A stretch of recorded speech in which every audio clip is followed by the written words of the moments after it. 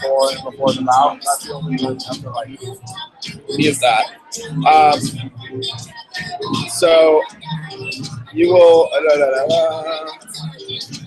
It's just like give the scores after the poet.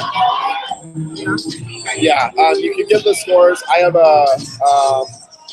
I'll probably do it by hand on paper. That's cool. Yeah, I have That's an. how I prefer to do it. I'll do that because I have a. Yeah, I have like an Excel thing that. So the chat screen is going to be up right here. You can give scores in the chat.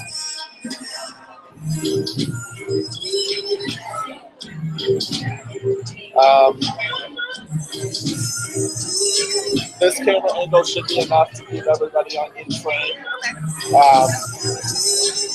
But I'll move it back a little bit. But that should keep everybody in frame unless they do some weird stuff. If they're not perfectly in frame, it's okay. Just try to make sure the faces to do that. The air on the side of tall.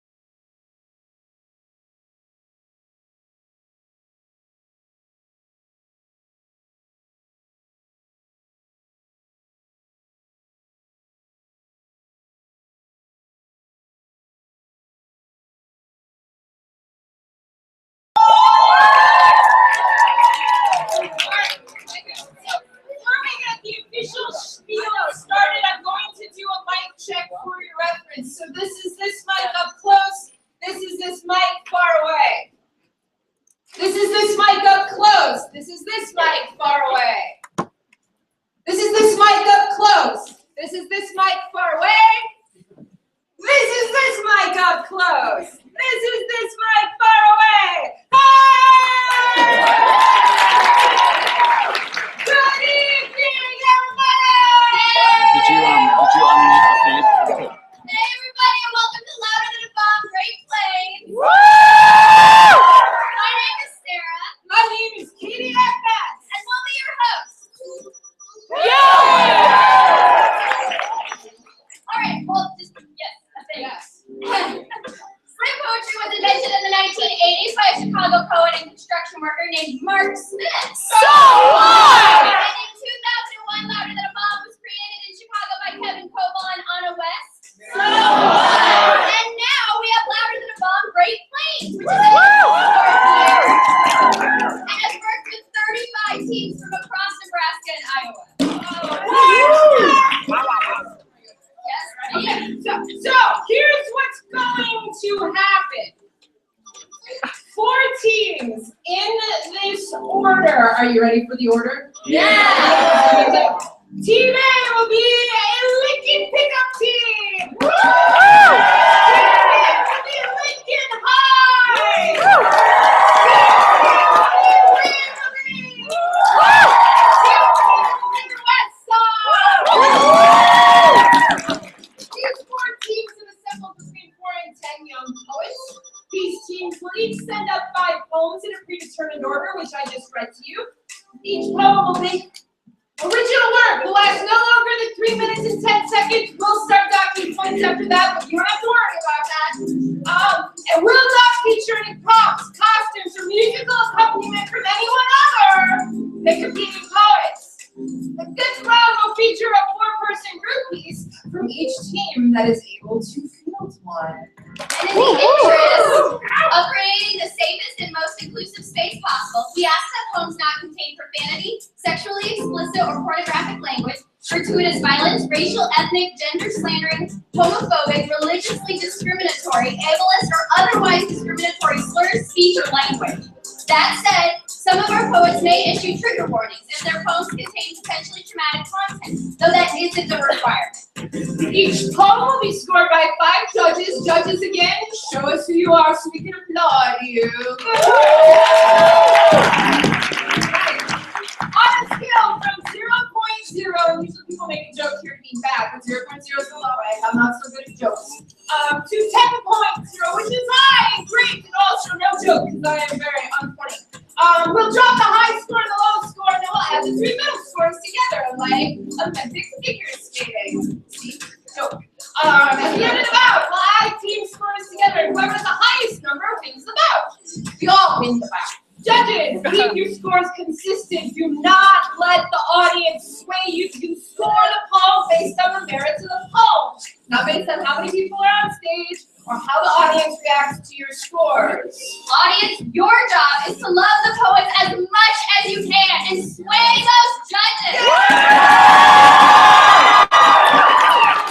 All right, so before we begin this bout, some of you may have some pocket computers in your pockets, and even if you think it's off, now is the time to pull it out of your pocket, because every phone that goes off during a slam, everybody thinks it's off. So take it out and make sure that it's not about to make any noise, including vibration, because let's be honest, we can hear your phones vibrate.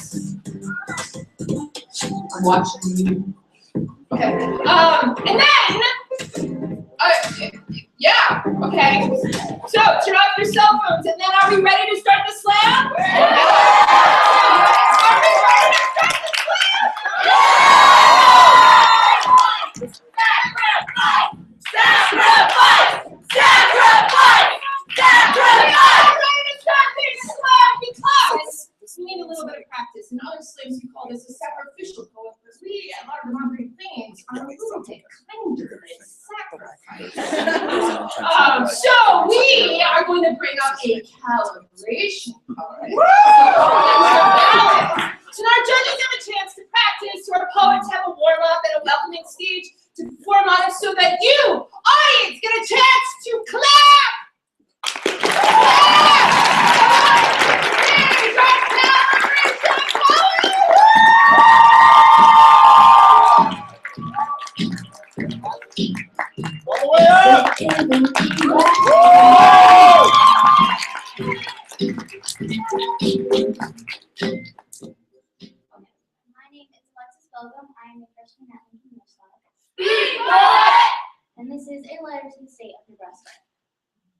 tall, short, tan, brown, and white. We are round in the stomach to just a pouch of fat. We are consumed by petty child games of duck, duck, goose, urines.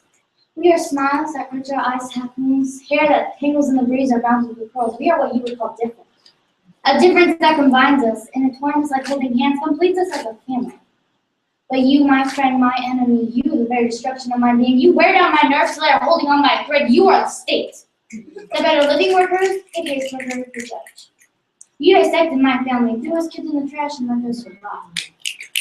2 years ago, I lived with my mother, brother, and sisters in a not-so-glorious home. In that crumbling trailer, I held my baby brother's hand as he wobbled around the living room, whether he was taking his first step or his 287.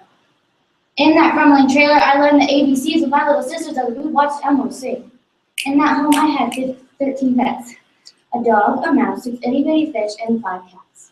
Just the start of my crazy cat lady path. In that home, I had a slightly insane, loving family. A year and a half ago, you, my friend, my enemy, took me away from the people I loved. We have been doing the best we could, even when negativity lassoed us with rusty chains, dragging us down to your open jaws. My family became unstable chemicals carelessly tossed into an experiment with unpredictable outcomes. Why will you not put us back to where we belong? You're the grown-ups, you should know that.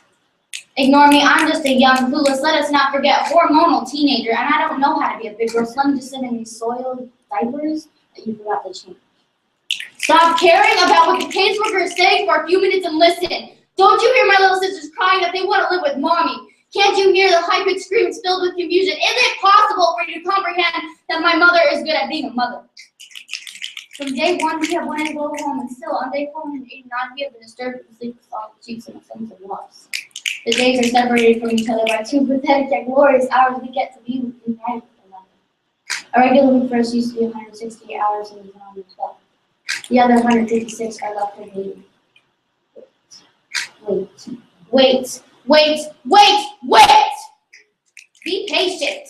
Just wait. We're tired of waiting. Tired of being pushed into a crowd of strangers we're forced to get used to. Tired of waiting to be permanently reunited with our mother. Tired of waiting but willing to wait. Wait to go home. We want to go home.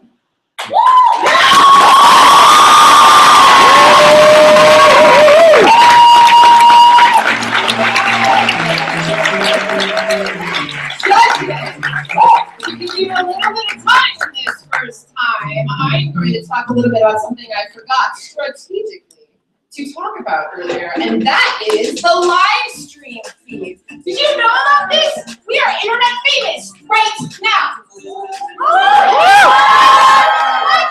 What is the address for the live stream people? YouTube.com/LTAB.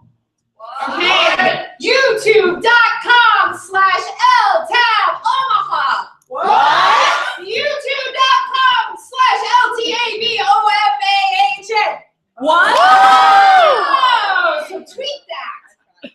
That's what the cool kids do these days. All right, judges, at the count of 3, hold up your numbers. 3, 2, 1. So, from right to left, my right, your left. We got an 8.7, 9.4, 7.5, 9.1, 9.5. We applaud the public. Excellent. Keep that applause going. Welcome to the stage, the first woman in this powerful weekend with the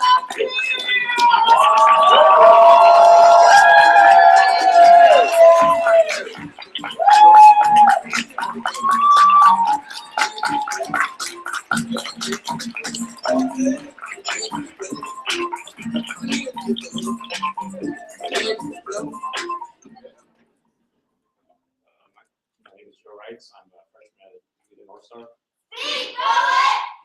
And this is the world in the wind.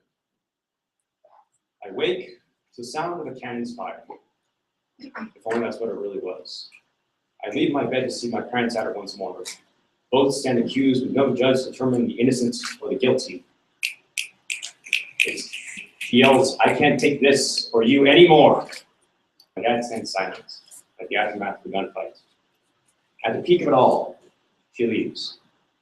I was only there to see what was never meant to be. They say it's all fair in love and war, but love left long ago, leaving only two desperate people.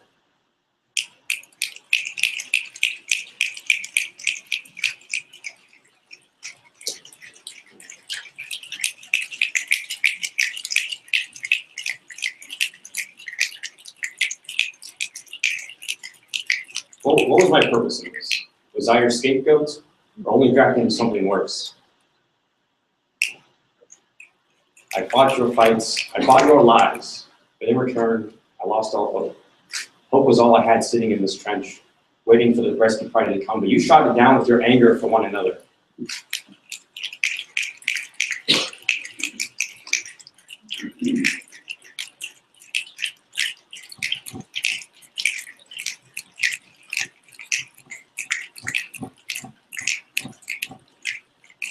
Your words fly like bullets into each other, your emotions drop like bodies, the blood from them painting the sand with regret. How many more to be sent to the grave? I can't conjure the words, I can't even once yell, I don't have a home. I travel between houses like countries with such foreign sides. Who is right and who is wrong? I fight to see peace in the eyes of the suffering. You fight to decide who I want more. When will you see? When will you only want to make things right again? See peace in the eyes of the sufferings. My heart wants to explode like a nuke. It will scar those around, even hurt them. But as the eagles fly around, I feel like going on. Divorce is a war of no end. It only grows as you age. You realize you have nowhere to run or hide when hope becomes a strange place, only to see it continue to spread. So please, just listen this one time. And hear these war-torn words and emotions one last time.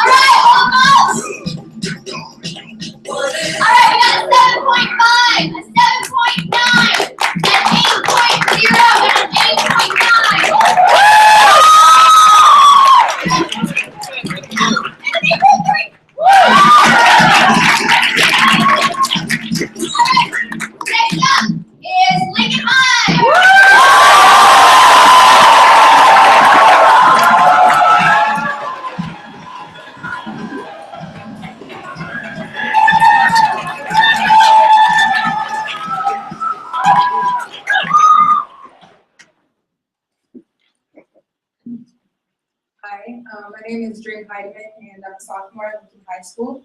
You know! And this is Heartbeat.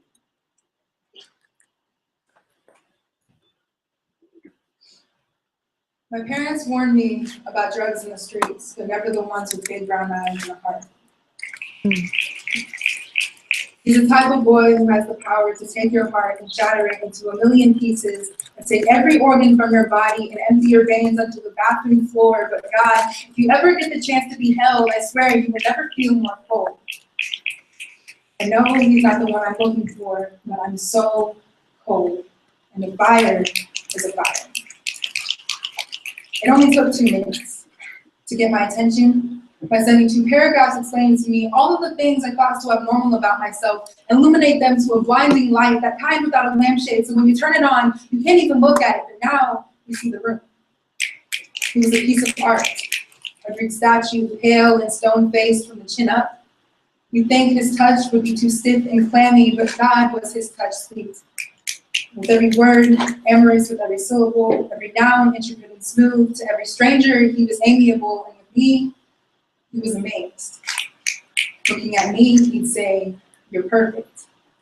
And in that moment, I was a walking paradox, wondering where he came from and how someone could be so passionate about another person they hardly even know.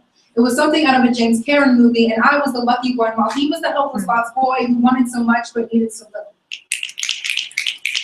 His raised hands and scarred body made me question if my life was ever difficult, made me wonder about my repetitive sadness. One look into his eyes, and I felt everything. As if he were wearing his burdens as a pair of lenses that never come off. When I looked at him, that's all I saw. A boy beaten to the grave before he had the chance to live, he'd say. Now my mind is in a pocket of emotion, a place where no mind belongs. Now I'm insensible, insecure, and unconscious. I took care of you while you were sick. I gave you food I didn't have. I gave you clothes I really needed. I let you in. I let you leave. I let you take the keys and car with it because I'm insensible, insecure, and insane because the lenses you always wear put emotions in my brain. Now it's my fault your life is taking a turn for the worse. All you had to do was put the car in reverse. Now it's my fault that your life is taking a Now you're in a cell. Now those ugly lenses can lend their ways onto someone else. Leave me be. I'm preferably numb, preferably pleased. Leave me be, you sociopathic being. Now you can say you love me and I won't feel a thing. My parents warned me about heartbeats. They said, remember to look for me.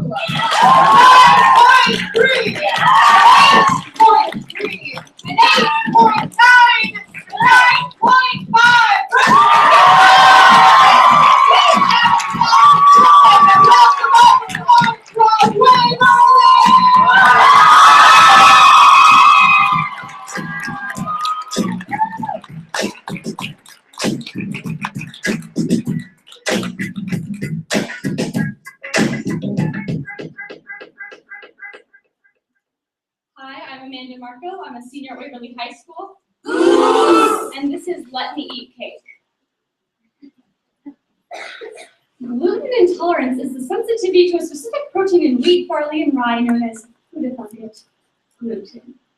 People with gluten intolerance can't eat gluten because it's not called intolerance for no reason. And this sounds pretty exasperatingly awful, right? Yes. A while back I found out that I had an immortal enemy. Pasta.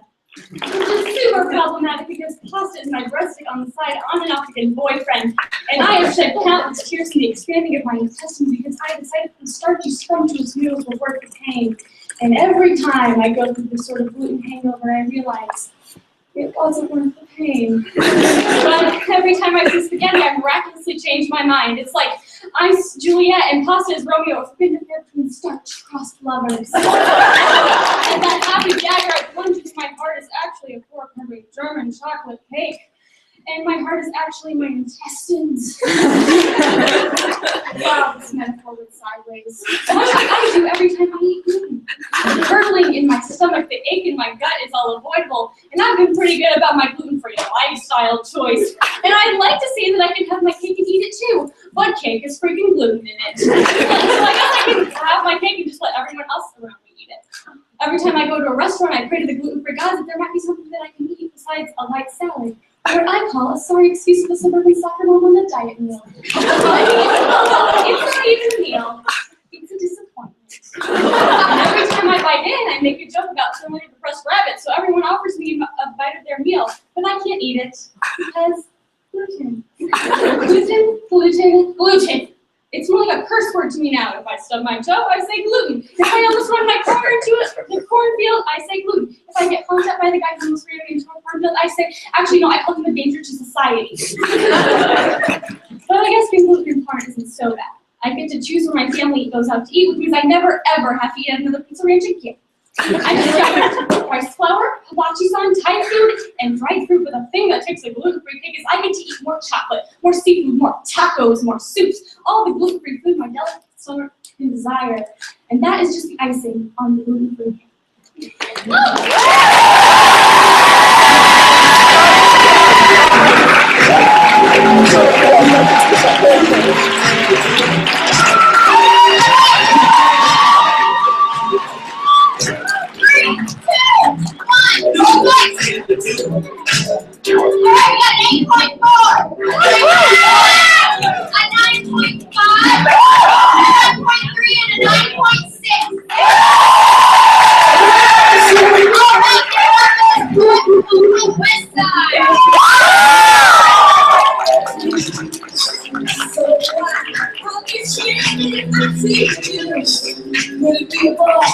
So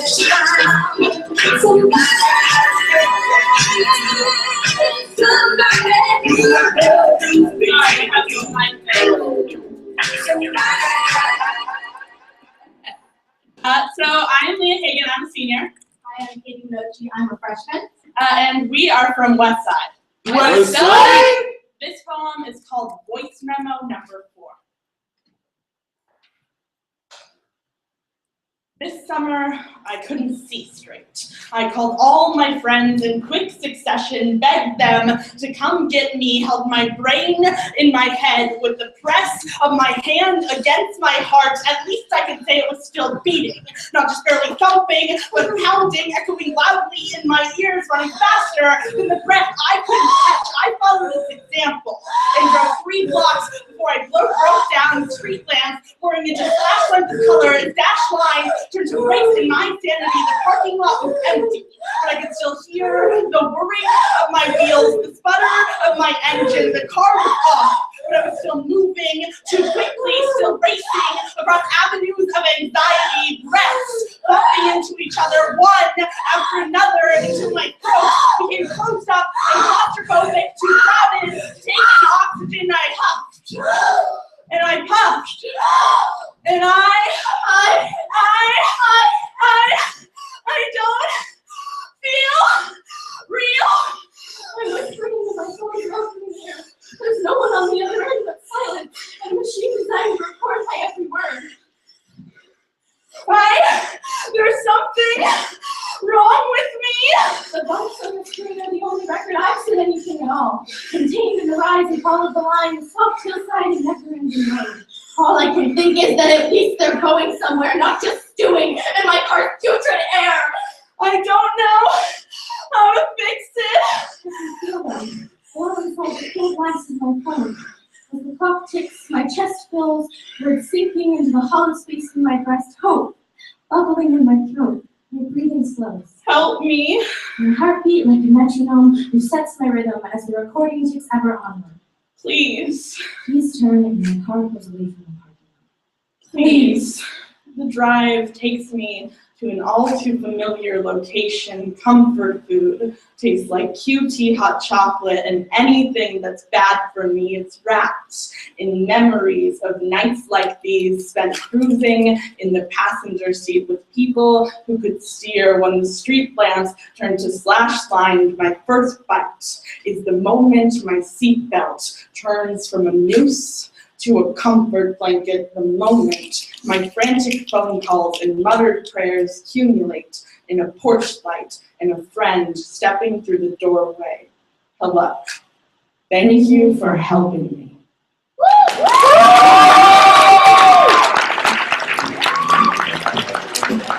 That piece is from Westside! 3, 2, 1, hold up your scores!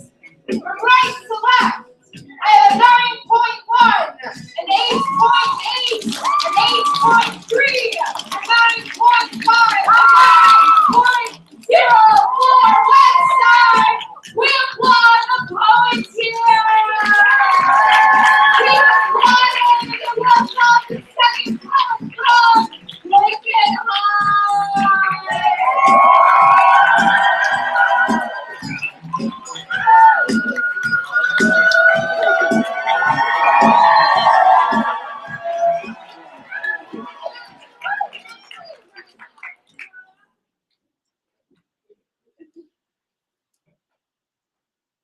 Hi, I'm Anna Pape, a sophomore at Lincoln High.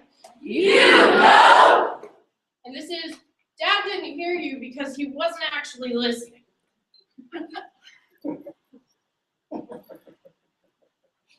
If a tree falls in the forest and my dad is there to hear it, does it make a sound?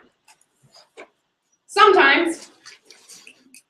He began to go deaf when I was 7, so sometimes. There are days when the disease in his ears dictate we can forget we ever failed a sign language class. Some days, I won't forgive. Forgiveness is not something I've allotted myself. It was chosen over our communication and his broken eardrums that I instead should have 5 more milligrams of Adderall prescribed to keep me awake. He doesn't wake up on time anymore. Like the broken grandfather clock in our living room, I can't describe this to him with my hands.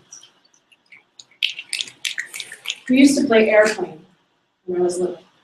Dad's hands like clouds lift me higher than the countertops, which at the time seemed monumental. Just as monumental as his first pair of hearing aids weren't. As monumental as the realization that it is my fault. We have to yell all the time. Maybe I should have listened to him. Suck it up, Anna. Deal with it, Anna. Change your attitude because your depression is not that bad, Anna. Do it for me, Anna. I wish I could. My tears are hail on his metal garage roof. With bandsaws and cigarettes, he tries to drown it out. These cigarettes come in packages like birthday candles. They burn in the same way. I'm left to wonder, how many birthday candles do we have left?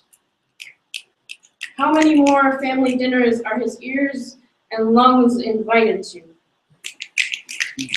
This morning, we missed the sunrise. But maybe it's just one of those days. Because there are days when the disease in his ears dictate we can forget we ever failed a sign language class. Some days, won't forget.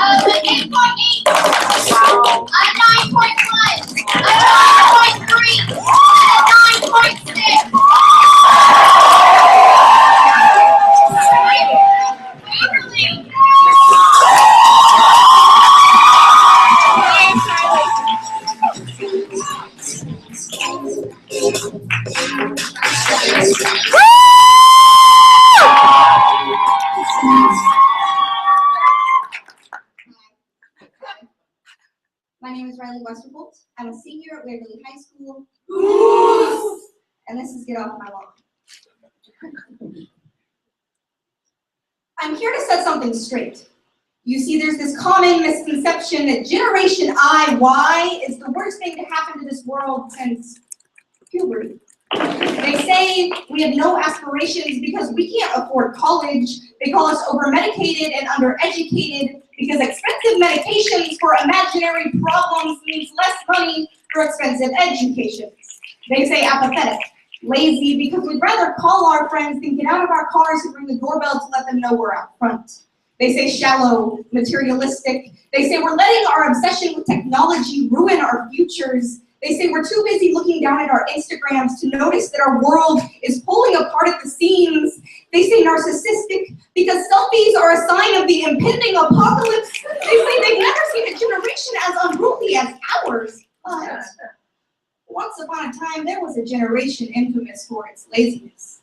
The people were obsessed with their money and what it could buy. They were called the lost generation. This was not my generation, although the name has been recycled and they say we're unoriginal. This was the 20s. I'm not saying that makes drinking moonshine into oblivion while cruising around in your new Model T Ford any worse than trying to take a selfie while driving. Simply, the judgment of a whole generation should not be based on the characteristics of the few. I'm not saying we're perfect. Does my generation have an obsession with technology? Sure. But look at the amazing things we've done with it thus far. Water bottles, they can sterilize water in under 2 minutes. Ultrasonic canes to see for those who can't. We've even invented biodegradable cup holders, so I'm not quite sure who they're calling apathetic, because we have the lowest discrimination rates of any generation ever. We are shaking foundations that haven't been moved in years. We are raising our voices. There won't be any more ignoring the problem or waiting for the next generation to finish the fight. Racism is still a problem. Sexism is still a problem. And although they have their eyes closed and their heads turned away, we aren't forgetting those who've been lost in wars waged on several fronts. We are making a difference. We are protesting against wrongs. We are standing up. We are inspired and inspiring. From our footprints, we'll rise cities that will probably be environmentally friendly. The people will be happy. The resources will be clean and reusable. The economic wage gap will be a thing of the past, and we'll finally be able to afford college. So please, don't look at us like your grandparents looked at rock and roll or the first biracial couple. Because while I will not guarantee that everyone from my generation is a good person, I can promise that my generation will leave behind something truly great. So just you wait and see. We're only getting started.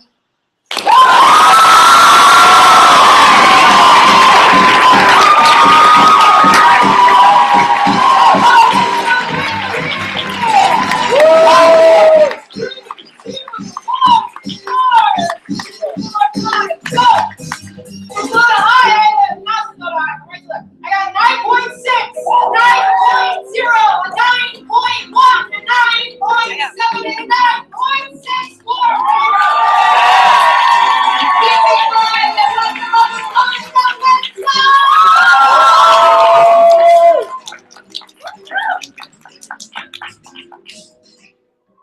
Hi, I'm Sarah. I'm a senior and I'm from Westside. Westside?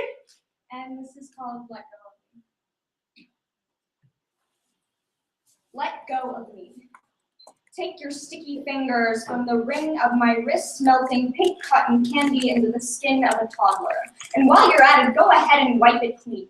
Because I'm getting really sick of feeling this residue covering me from head to toe. This sugar that tastes so sweet on my tongue, but that is so lethal over time. The sugar no one seems to be able to scrub away.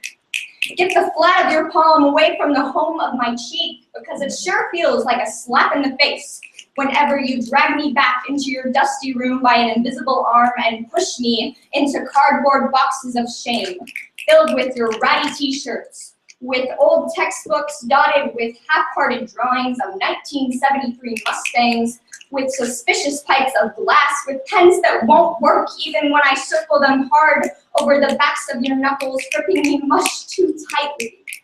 Let go of me. The ghost of your hands have been clutching to mine for a year and a half, and I miss the feeling of air on my skin, of ankles that aren't burdened with sulky chains woven from brittle eyelashes and epitaphs written by a stranger. Let go of me. Let go of me. I hate the feeling of your fingers moving mine across the space of a paper in every composition class, because for once, I just want to write about my favorite pet. The best day ever. What I want to be when I grow up. Anything other than the day my brother died. And I know, this is more a letter to myself and to you than to the brown eyes peering over my shoulder in the mirror, than to the music box of decaying marrow lying further down in the ground than I am tall. But these words are for those eyes only. No, this is a letter to you.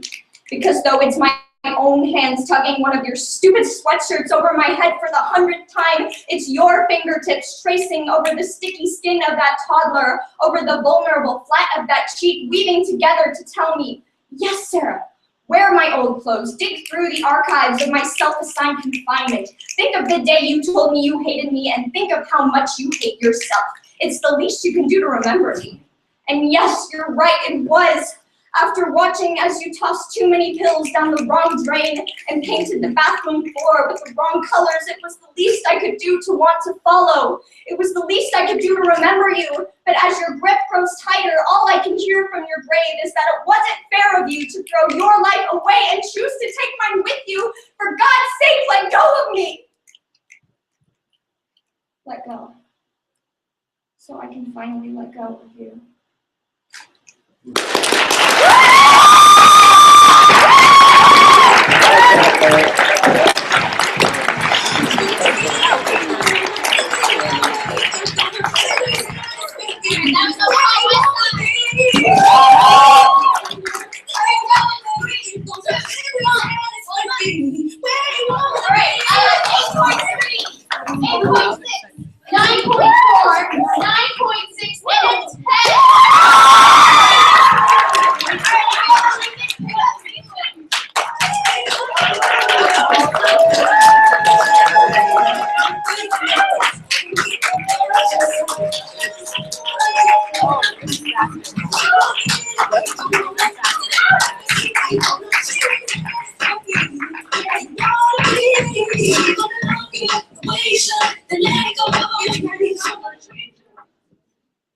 Hi, I'm Riley Hubbard, and I represent the Lincoln Pickup Team.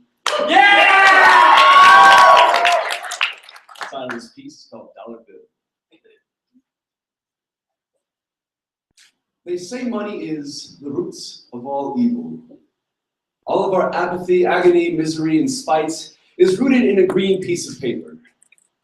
It makes us all paper chasers, hunting with the hunger for wealth, but the real Hunger Games are in the streets. We claim to be developed as a nation, but in reality, we are a nation of disarray and frustration. Some of us are lucky enough to take vacations, but most of us are stationed because poverty is our creation. Working out loud from 9 to 5, but the drive for a fatter wallet is never silenced. The silent majority yearn to scream, but their mouths are shut with fibrous duct tape, sealed with the words, "In God we trust," even though making dough is more of a must and trust has become an afterthought. Some of us trade our childhood for some change. But not the change like Barack Obama represents. Change like dollars and cents, working minimum wage to fight our way out of a fiscal cage barricaded by a rising cost of living.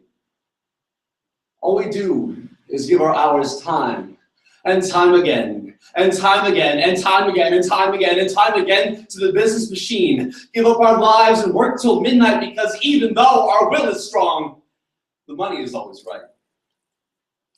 Some of us have to keep the cash flow and the academics sailing, keeping our grades above water while our sanity drowns. We're living in an American irony painted in red, white, and blue because let me tell you, there is nothing free in the land of the free.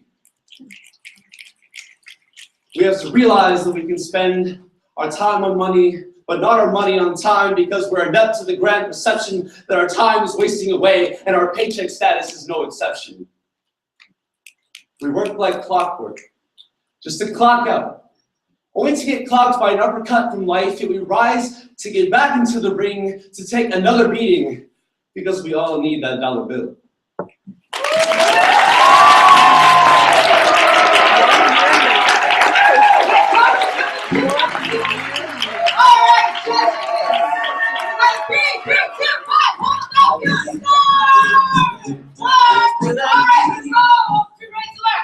I got a 9.1, 9.0, an 8.7, a 9.5, 9.3.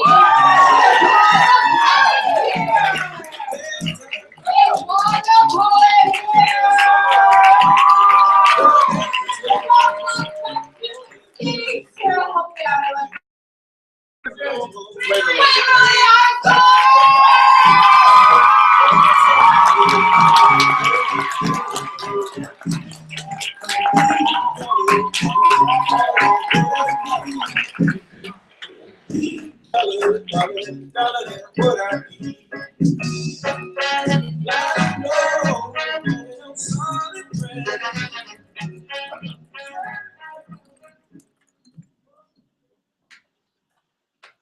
Hi, my name is Adria Grossman. My name is Amanda Harder. We're juniors at Waverly High School. And our poem is called Philosophy on Fleek. I don't know if it's just me, but nowadays I can't tell if a girl is 18 or 13. Maybe it has something to do with the excess amount of makeup we wear now, or maybe it's the grinding, the twerking, or our lack of clothing, or maybe it's the 200-second Snapchat story showing off how turned everyone is getting every weekend. Maybe it's the new lingo we use now. Like the overuse of the word like let me take a selfie. Like something in strong, like hashtag basic, like eyebrows on fleek.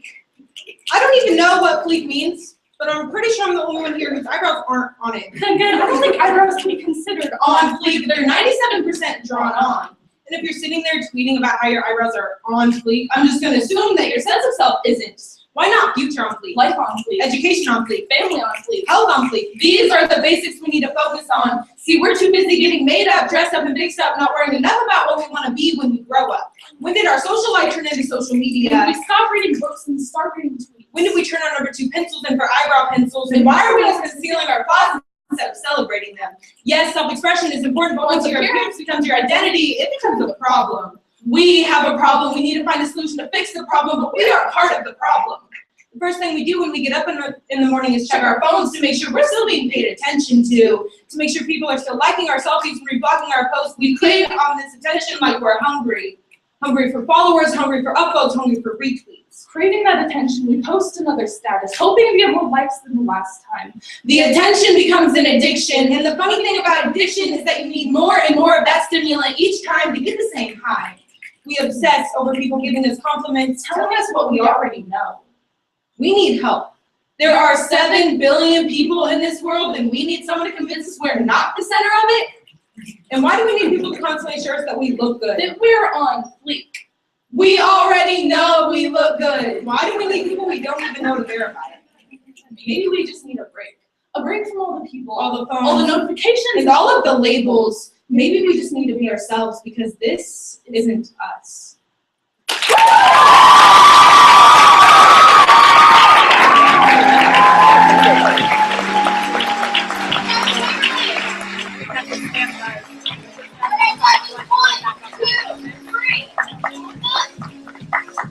We have a 9.2, a 9.1, a 9.3, a 9.6, and a 9.3.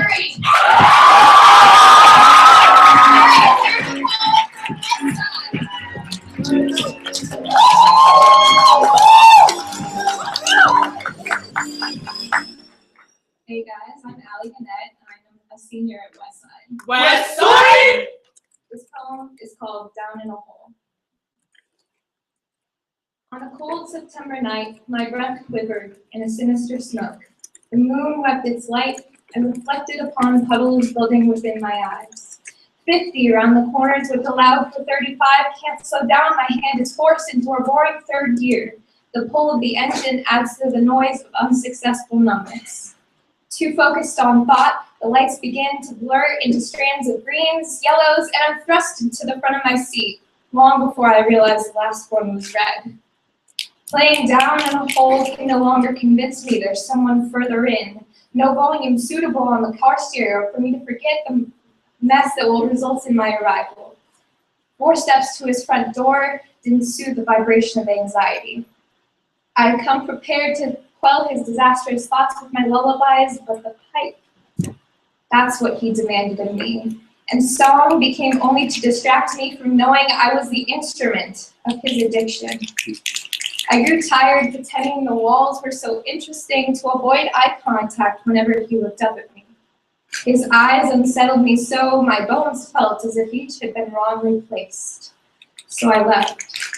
4 steps to the car door felt like steps through marshes of madness. I settled in the cool cloth seats, but my intuition told me I couldn't be safe there either. On a cold September night, the sinister smoke sent shivers so aggressively to my spine that when the moon wept, I saw the stars swim and spiral like the starry night. I wonder if Van Gogh saw his kindred spirit turn to skin. I saw the green blues of his eyes all fading to a muddy gray of the concrete as I drove further and further from the man I was never stable enough to revive.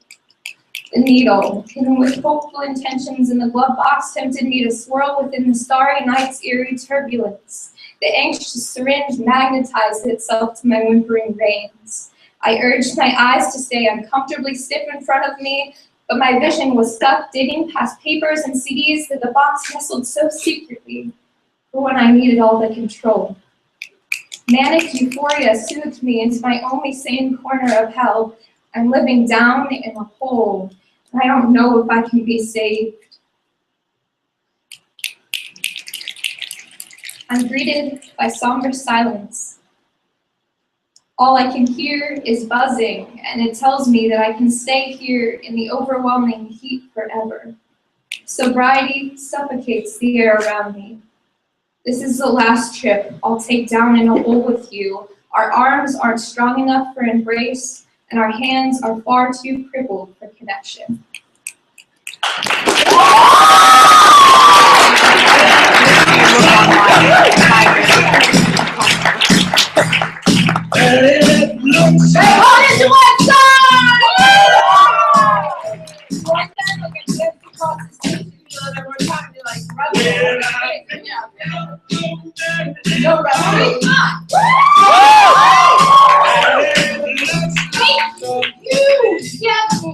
Alright, judges, 3, 2, 1.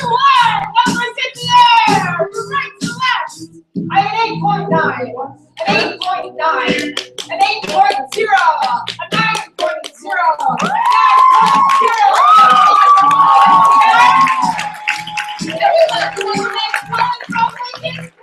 I'm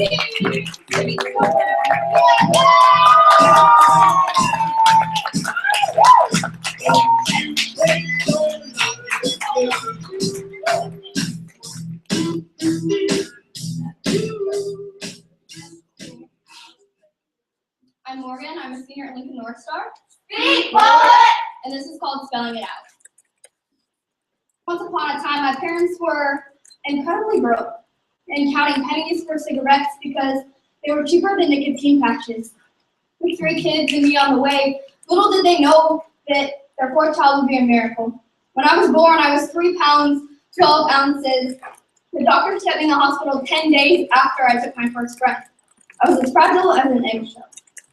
I grew up in southwest Nebraska, where the food was good and the fights never stopped. I was born to a couple whose love faded long before me.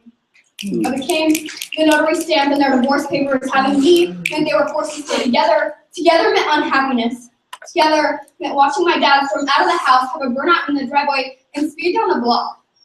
Our walls were white with fingerprints, and no pictures because life was not worth showcasing.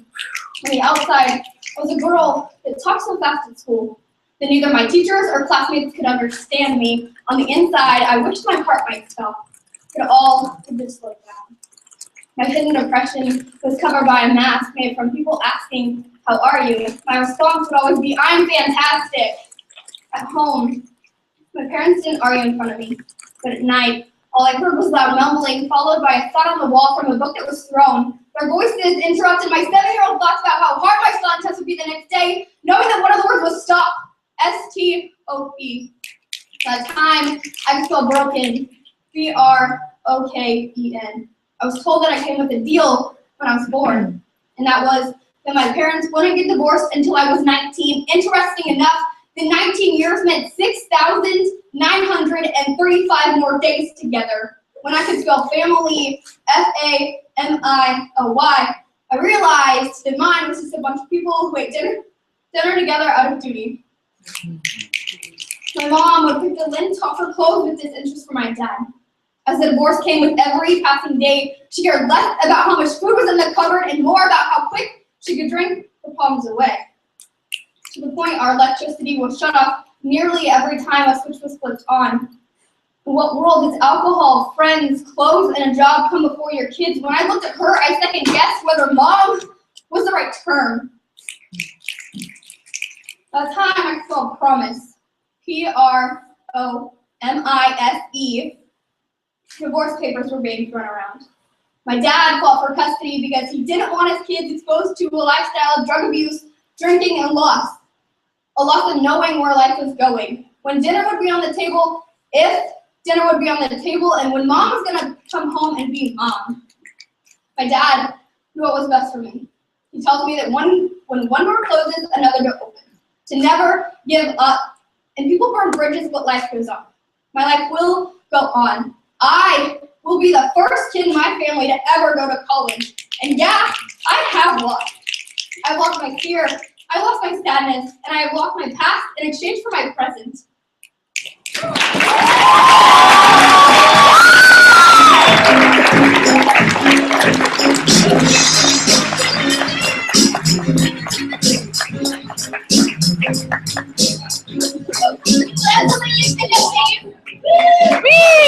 Alright, judges, 3, 2, 1. Alright, we have an 8.4, a 9.0, a 9.1, a 9.5, a 9.5. Alright, next up is Lincoln High.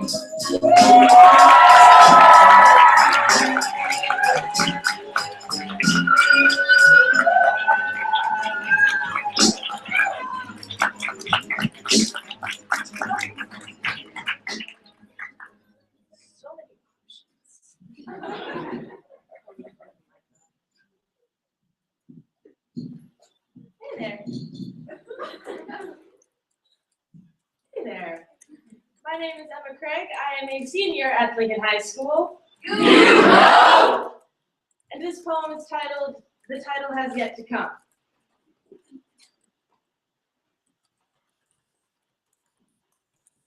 You, You are different from the person you were 2 seconds ago.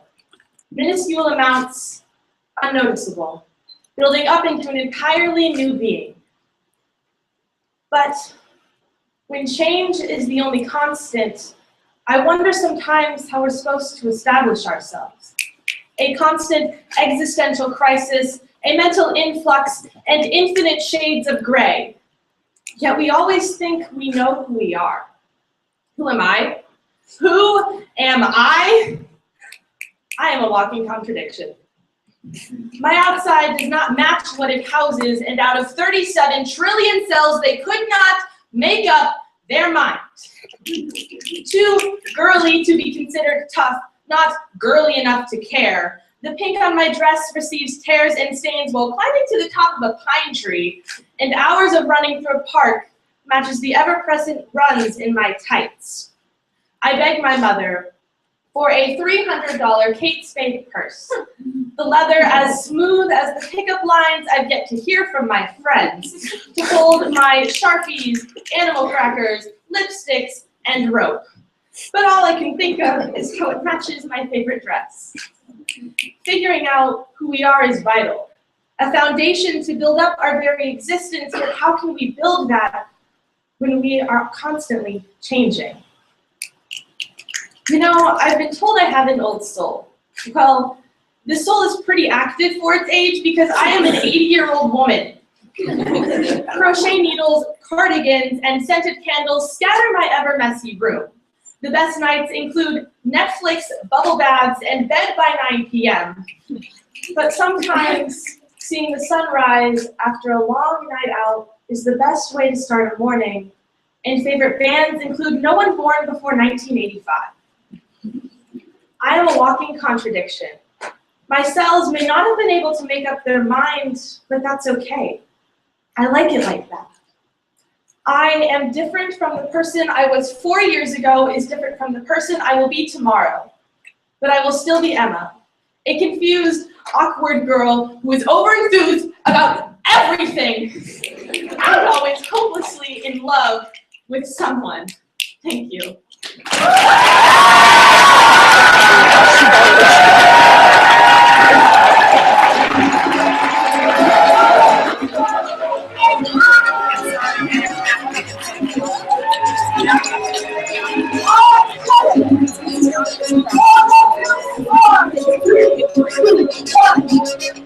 Right to left, I have an 8.9, a 9.0, an 8.6, a 9.7, a 9.0.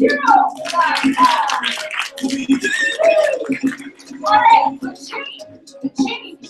Can you guys hear me on this mic? I changed. If they're there. I was like, all right, okay. So now I know what it's like. Okay, so there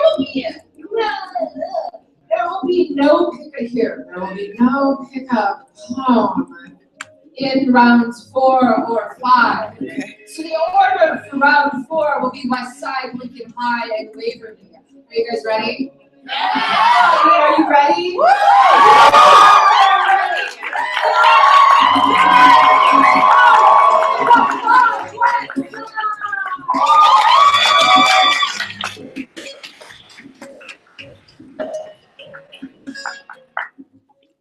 Hey everyone, my name is Peyton. I am a senior at Westside. Westside!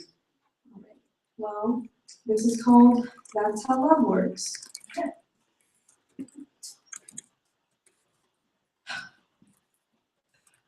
When I first met you, sparks flew, words did too, and I said, baby. Our love is so classic, we're like the crossed stars of film noir. I explained that adoration is determined by proximity and that you should only ever need me if you really love me. I explained how love worked. But your eyes hinted at entire oceans sloshing around, full of dull starfish and brine inside your salty mind when I said this. Hair twists made of seaweed tossed around by soft sea breeze were as dark as the depths you had found yourself in.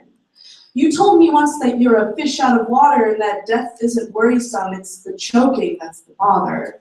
So I told you you didn't need air anymore because I would take you past the island shoreline so we could die pleasantly in sunshine because that's how love works. You stared at the night sky so long it's been etched beneath your gaze as a shadowy reminder. As I dreamt about us, you didn't dream at all, and the little you did dream was just a dream about dreaming. I heard bated breath on the line as I counted aloud every night sheep, hoping I'll fall asleep and leave you in insomnia peace. I know I'm impatient and I know you can't sleep, but just for once we could have tried to rule the night together because that's how love works, right? You told me you were sick deep where the doctors couldn't see or reach, so you asked me to take a peek. Your rotten complexion spoke volumes when you wouldn't. To say I was in love with a phantom was true enough. As you laid bedridden and numb, you told me it's not contagious, but I sure did feel ill just looking at your pale face. Because that's how love works, right? But now here you are as you gut me with sacrilegious words telling me you're leaving me for a better man, a better life. You're unrecognizable with your too good for me shades, and your I'm not good enough smile is nowhere to be seen. If you go, I swear my lungs will pool with tears, my eyes will never rest at night, and your sickness will seep deep into my bones. I can't hear your goodbyes over the sound of my sorrow, and you can't hear my cries over the sound of your content. But my heart holds its cracking for just a moment as you leave me with your last message. Smile twisted up in some ironic sense. You said, "This isn't how love works, is it?" No, I guess it isn't.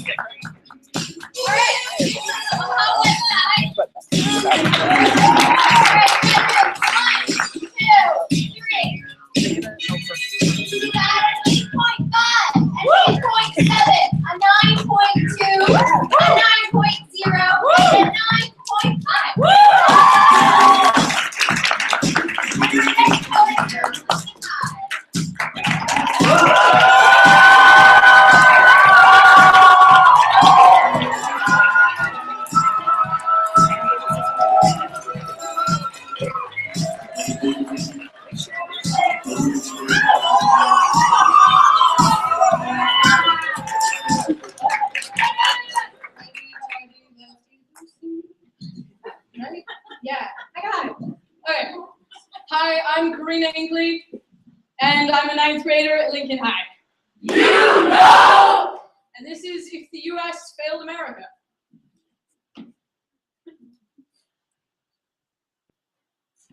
Patriotism is splashed across my chest, familiar despite its unfamiliarity. I'm used to it now. I have to be. For the flag lays over my heart, bleeding loyalty into my veins and firing it through my systems like the bullets that tore my friends into confetti and dust, sending them into lonely graves surrounded by other lonely graves. I am strong now. No longer am I small and overlooked, too weak to be loyal, and this loyalty is my burden. My consensual prison with bars of red, white, and blue, and orders are like gunshots, forcing action out of those who can handle the action, and I follow orders because I am strong now. Occasionally, however, I lapse into ice and grief, a landscape filled with broken bodies and broken memories, broken only because I broke them. My shield, indestructible in every literal sense of the term, meant to protect and to serve only about half the time. The other half is spent wallowing in secretive sludge that drowns the opposition in the blood of their brothers and their sisters at the cost of mine. But I follow orders, because I am strong now. Experimentation merely freed a dream from the flimsy bones, pale skin, asthmatic lungs that trapped a burning passion for loyalty and action for patriotism. Because patriotism is striking the man with a different home to protect your own. Because patriotism is fighting for what's right. Patriotism is protecting people. Patriotism is saving people. Patriotism is finishing the mission Patriotism is sticking with your cause, though the end may not justify the means. And I struck the man whose home was not my own, and I fight for what's right, and I protect people, and I save people, and God, I tried to finish the mission. But stripes can lie just as well as the people who place their hands over the hearts that breathe corruption. And the stars are symbols, and symbols can be tainted just as well as cloth can be smeared by dirt and blood. But I can't denounce the stars and stripes, because they're branded into my soul, bleeding on my chest. I have done too much to abandon them now. They are a part of me, they created me, they are me, and I am them. My consensual prison with stains of red, white, and blue, and with every blow I see stars. My name is no longer Steve Rogers. I am Captain America. And I will fight, because I'm with you to the end of the line.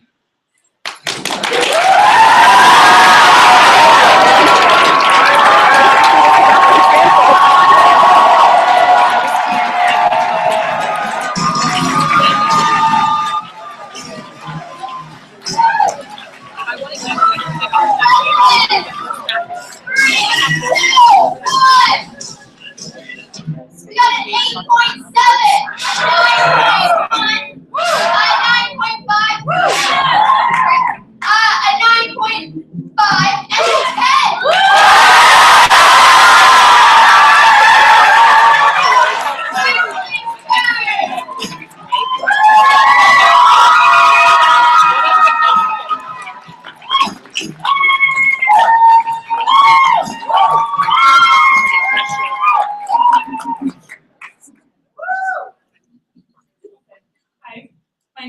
Marco. I'm a freshman at Waverly High School.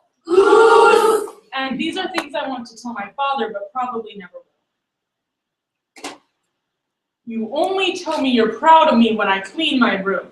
I know it doesn't happen often, so my room usually has my little sister's Barbie strewn across the floor among the maybe not dirty clothes. And I know my bed is never made, and even when it is, it still looks like a mattress with a worn down sheet and way too many pillows thrown on top.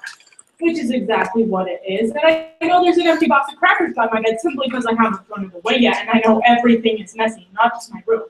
My book bag has papers crumpled at the bottom, all my pencils have disappeared, and even my handwriting is messy and strays from the lines. My lack of orderliness means I can only organize when I have motivation, and even if I have incentive to clean, I lose it before you can say distraction.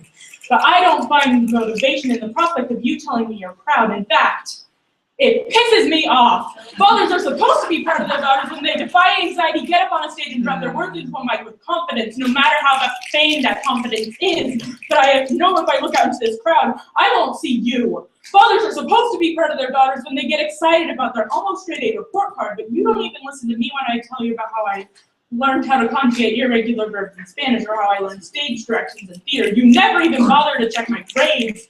Fathers are supposed to be proud of their daughters when they play their bass clarinet skillfully, but you use your job as an excuse to miss my concerts, and I hope you know that's a lame excuse for an excuse. Fathers are supposed to be proud of their daughters for simply living and breathing, but you're only proud of me when I clean my room. I know you aren't really proud to have me as a daughter, but I am not proud to be your daughter. I'm not proud of my lying, negligent, apathetic, yellow-bellied manipulator of a father. I'm not proud of the man who was supposed to take me fishing, but instead took me to his girlfriend's house and drank his way to ignorant bliss, leaving me to spend some time with the woman who broke apart my parents' marriage. I am not proud of you.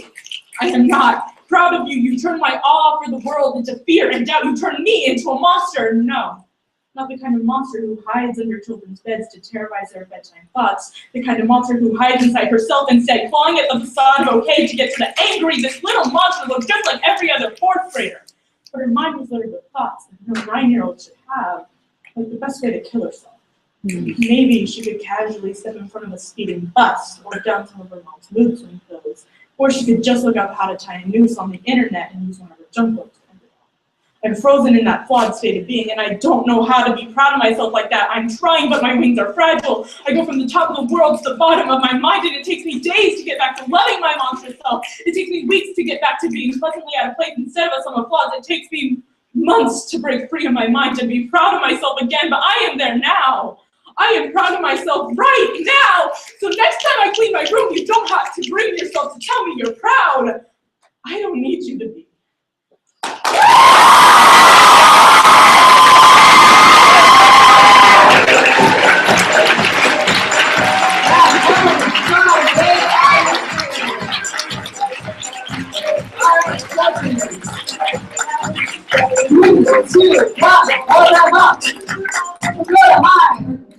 Right to left. I got a 9.5, 9.4, 8.6, 9.1, 9.3.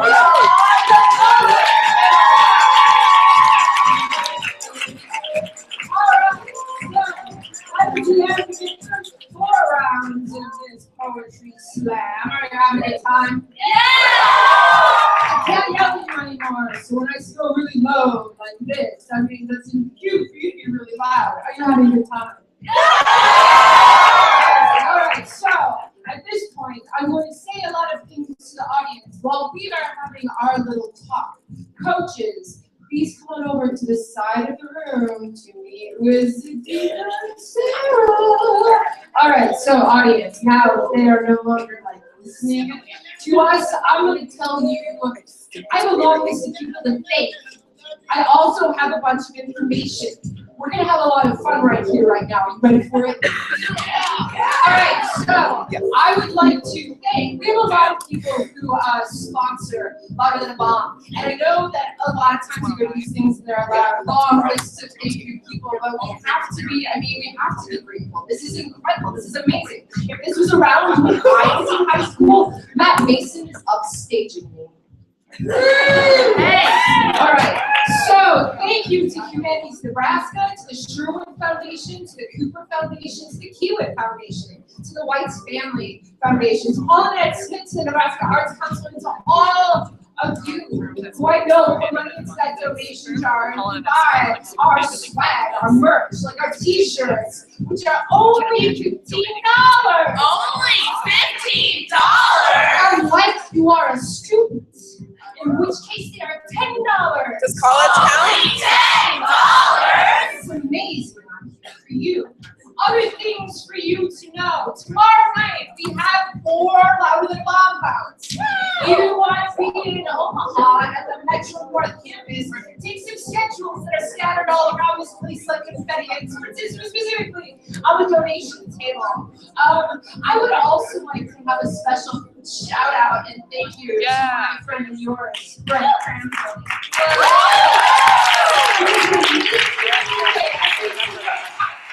Okay, loosen up and have a little more party, right? Yes, you have the party going on. All right, so if you were having a good time, if you're having a good time,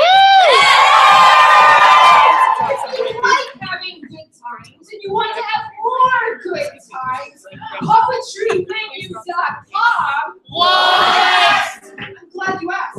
Poetrymenu.com. What? Poetrymenu.com. Oh.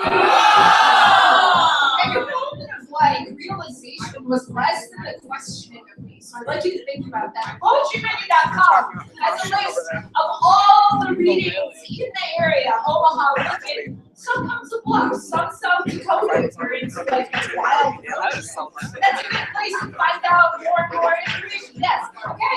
So that is the end of my talking. That is not the end of their talking. So let's take a 5-minute break. It might be a 7-minute break. Don't like look at me like I'm a liar. But let's take a little break. Run to the restroom or around or whatever you need to do. And come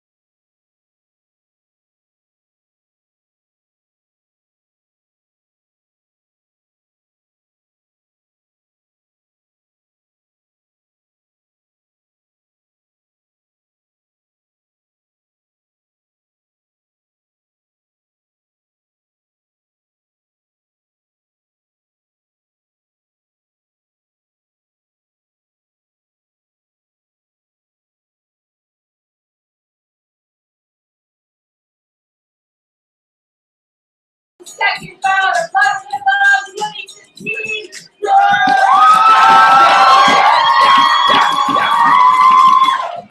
For those of you who are new to Live at a Bomb, round 5 is specially in that we require every team to send out a 4-person group piece.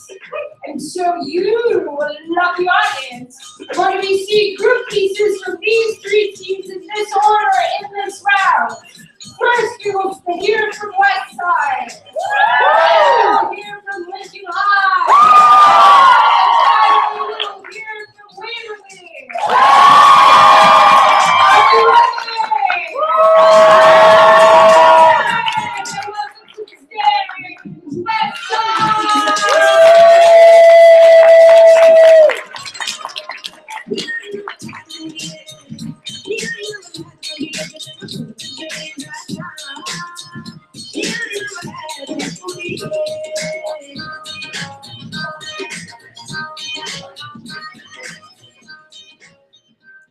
I'm Sarah, I'm a senior. Hi, I'm Peyton, and I'm a senior. I'm Zoe, I'm a freshman. And I'm Leah, and I'm a senior. And this piece is called Diaries from the Locker Room. Everyone knows the feeling of a horrible high school gym class. Pick last for dodgeball. And first to get knocked out. Makeup smearing. Tears running, Just generally a bad time. But worst of all, located in the horror house of every high school. The locker room. Dun, dun, dun. Yes, my very own fun house of mirrors. But instead of stretching me tall or squishing me flat, these mirrors show me the truth.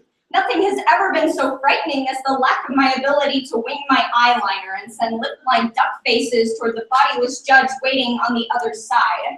What have I been taught to think about the slouch of my tummy, about the cracks in my lips? When did a square inch of fat on my thighs begin to scare me into baggy sweats and long-sleeved shirts? When did something as silly as a reflection send me tripping over red linoleum into perfume puddles of shame?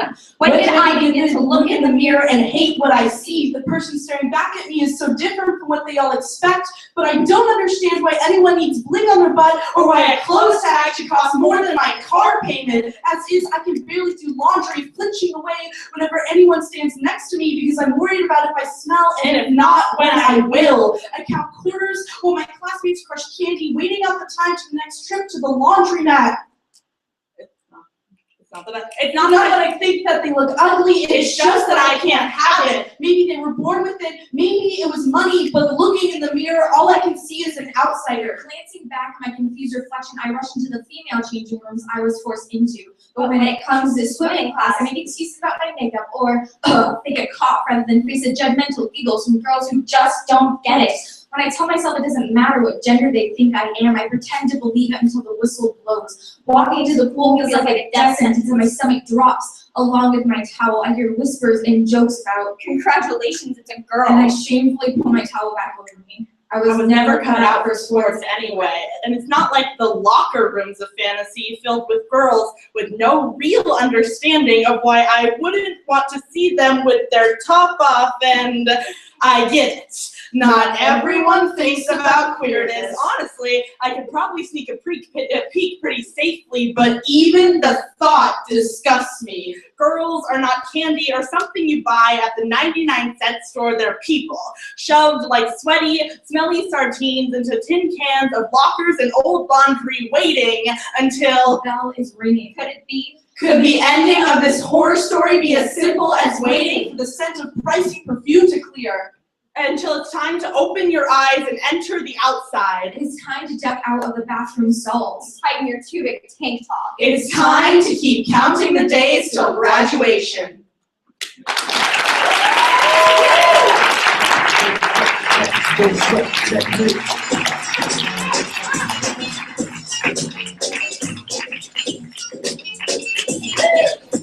Alright, judges, 3, 2, 1.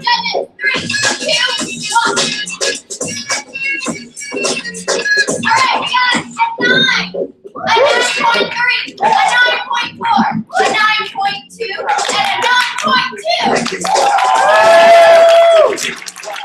And now, time for Lincoln High.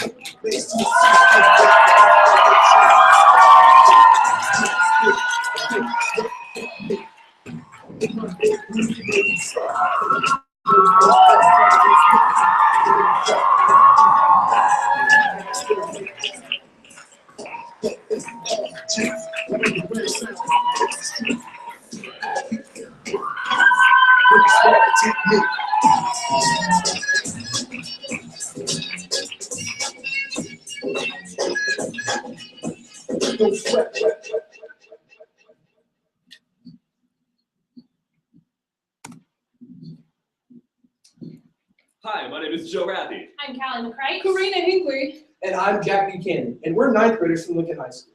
Yeah! And This is a slam mockery.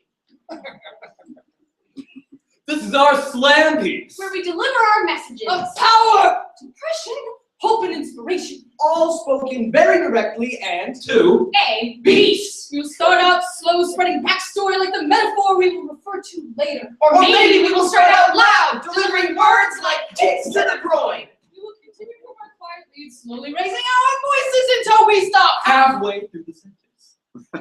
And after a short pause, we refer back to that metaphor. And over here, still being loud and waving my arms wildly, probably mentioning society and its many flaws. And I vent about my emotions like a teenager going through an emo phase, which I am. Right when we get our audience into the zone, truly focus on what we have to say. We forget our lines. And through all of this weird, Talking to me. We take a step back, put our hands behind our backs, and lower our heads. We will speak openly with the audience about our troubled past. I had an accident at a young age involving a loved one. I was stung by a bee. We will blame society, our upbringing, anything Fox News blames the state of our economy on, for hurting us so. I will speak about how I plan to receive therapy for my problems, and I will heal, becoming all the better. I will come out as allergic to bees. Now we step back. And we come forward. I will try to adjust my mic and bring it to my height. And I will try to assist my slam partner, but he will refuse. We'll go over the time limit adjusting the mic, and when I finally adjust it, I will yell to a beat. It is loud and it rhymes, and it's a milkshake! The most beautiful part of this piece is the very loud ones. And then I come in. And we yell Back! and more. And please step forward with a joke, making you laugh and enlightening the mood. It'll make you smile and think all is well. Well, my best friend in the whole world is on the ground, and you're just sitting there like a bunch of chumps. We can come to the front and join with hands in one final move.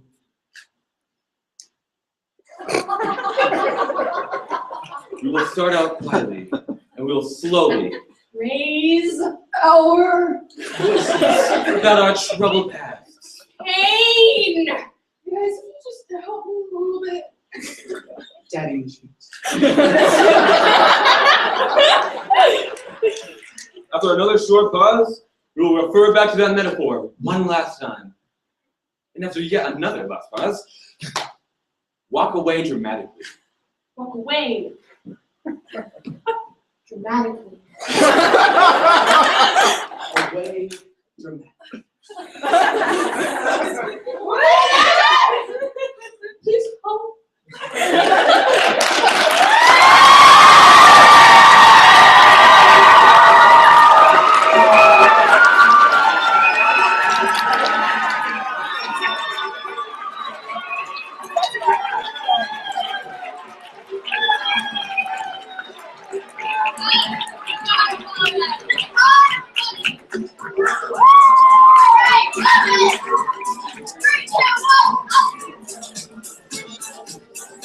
We got a 9.4, 7, a 9.9, a 10.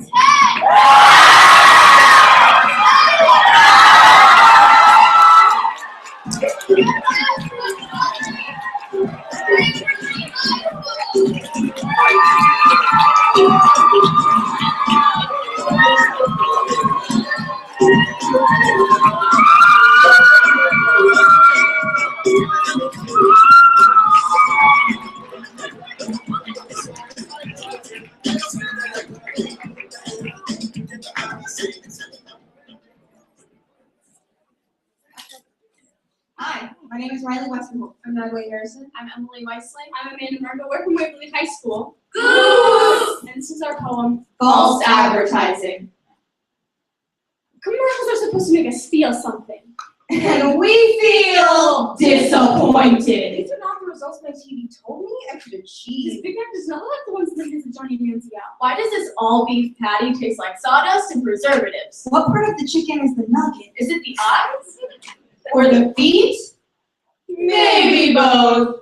Probably both. But either way, I'm loving it. What I'm not loving is the duck told me I would be confident, So I lathered myself in soap. but I still feel like a goose. just waiting into a swan. But this is about a Dove commercial. You're bringing like all the propaganda on Twitter. Telling me to buy these sexy boyfriend jeans from the Gap because Kylie Jenner wore them on the cover of Teen Vogue. We're mindlessly singing Nationwide is on your side. I'm wondering if any of these companies actually are.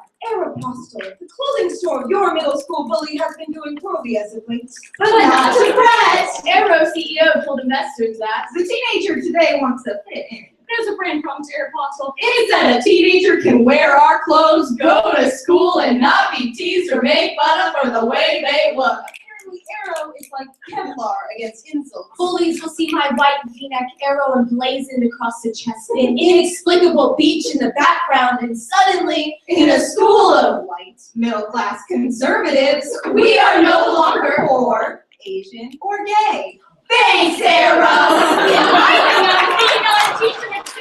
Teenagers armed with insults based on my insecurity. You might not be going out of business. But But that's not our business. This is for consumers who buy first and ask questions Never. That way we'll never know that these Fortune 500s are profiting from our desire to be liked, our want to fit in, our fear of being too original. They're marketing $180 Ray-Bans just But they don't want us to actually see That our worth can't be defined by dollar signs. you can't put a price on experience. You can't make our lives easier with things that are clothes. That soap will make your past any cleaner. we can't let our happiness depend on what comes in a Happy Meal. What these advertisements don't understand is that they're telling us they can live our lives for us. We no longer have to strive for anything. Everything can be bought. We can be bought. But the thing is, We're tired of compromising who we are To pay for what they tell us we need. What I need is a body hair removal product that doesn't seem like it's being sold to me by Nash Greer. what I need is a pair of jeans With some real freaking pockets, because where else am I going to put the What I need is some fast food that doesn't make my digestive tract like that of a three-ton sloth. Freaking gluten. what I To cover my body. Not their assets. What we need is to be valued instead of bought. to have consumerism for the consumers to feel more important. Than the product we're buying. It's time for the goods to be as good as we are. We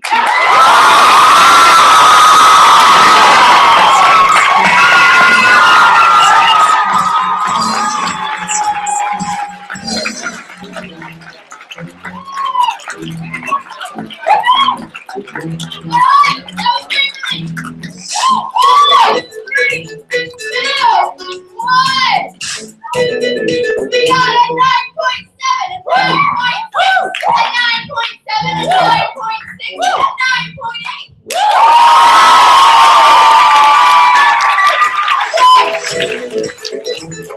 Stay up here and tell you some jokes. So I'm gonna tell you my favorite joke. So y'all gotta do it. Knock knock. Who's there? Little old lady. Little old lady who? I didn't know you could yodel.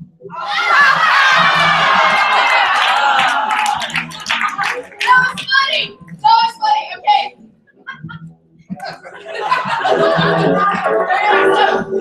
Every Polar would be so ashamed of me right now.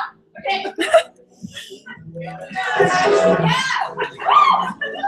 Okay, someone bring up another joke. Katie's got a joke. That's a good one. Actually, I have numbers.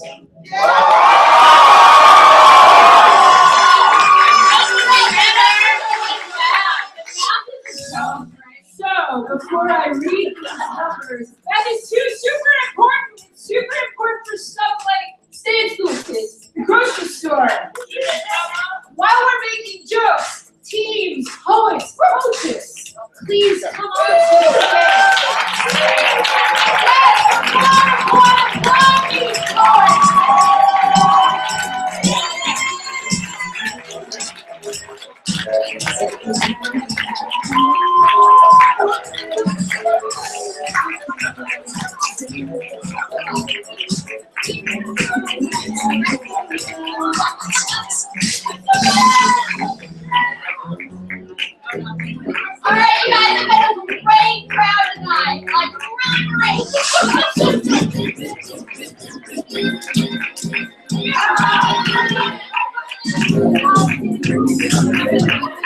So now we're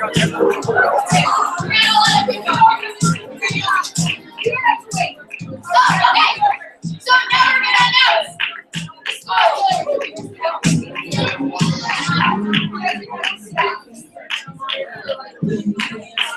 All right, in third place. In fourth place is the Lincoln Pickup Team.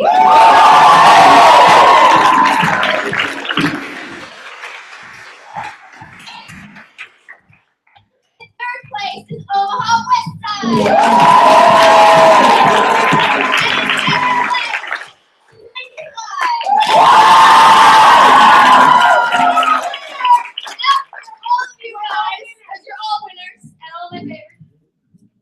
Waverly!